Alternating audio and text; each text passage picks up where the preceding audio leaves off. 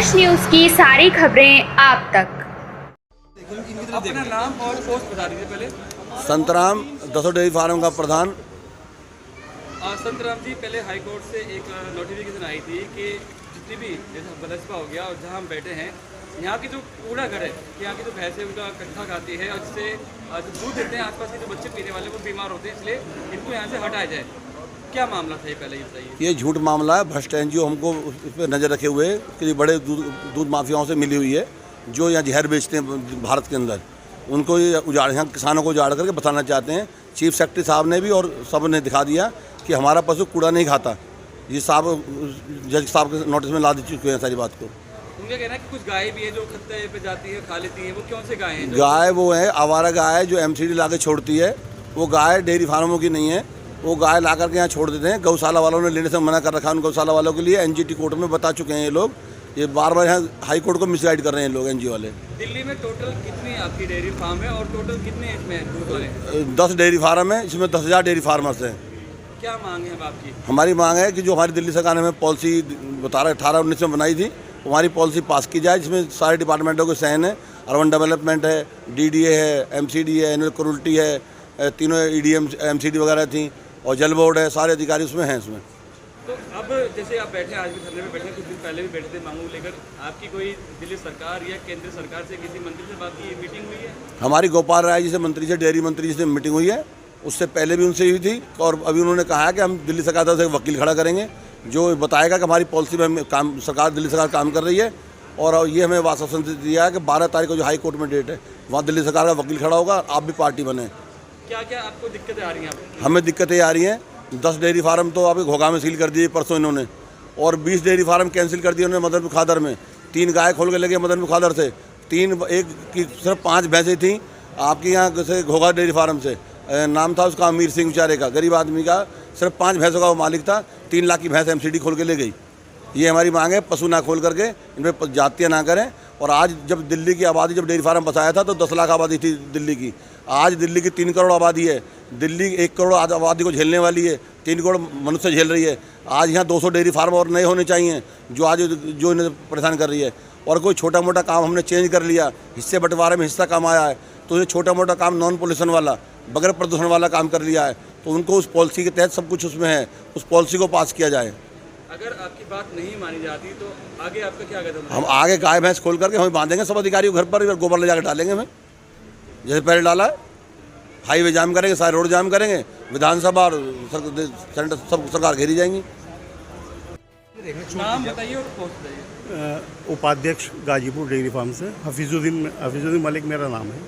क्या क्या आपकी डिमांड है सरकार से? हमारी सरकार से डिमांड ये है कि जो भी यहाँ पर डेयरी फार्म के अंदर जैसे वो पशु क्रूरता के बारे में हमारे ऊपर ब्लेम लगा रहे हैं, वो बिल्कुल असत्य है, गलत है।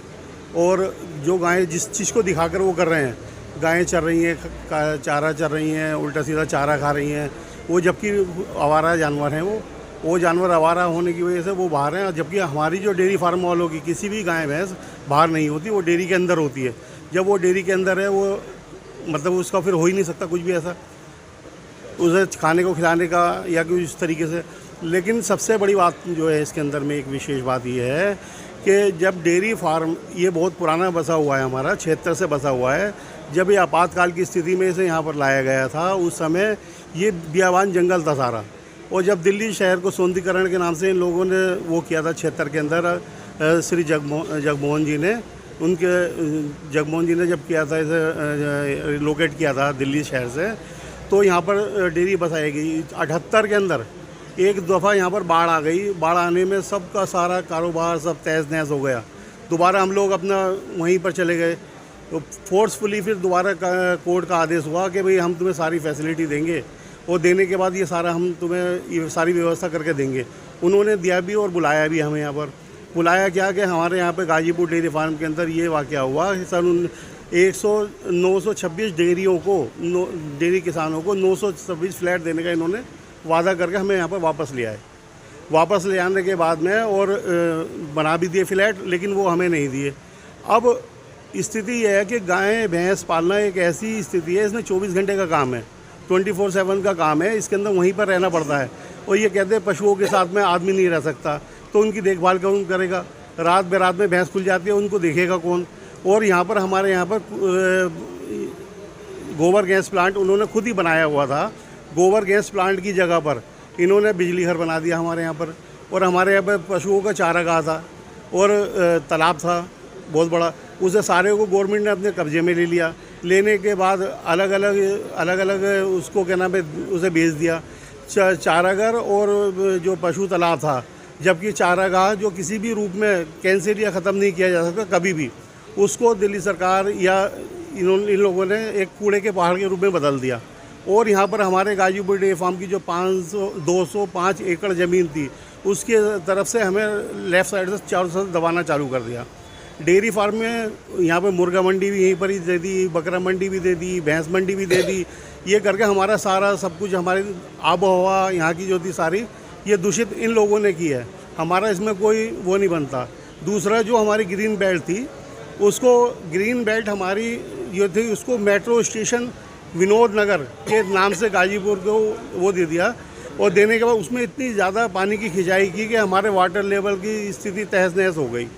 बराए मेहरबानी हमारी जब कोर्ट से और हम अपना केजरीवाल जी से इनको हमने सबने दरख्वास्त दे रखी है, हमें अच्छा पानी हमारे सप्लाई लाइन का वो दें।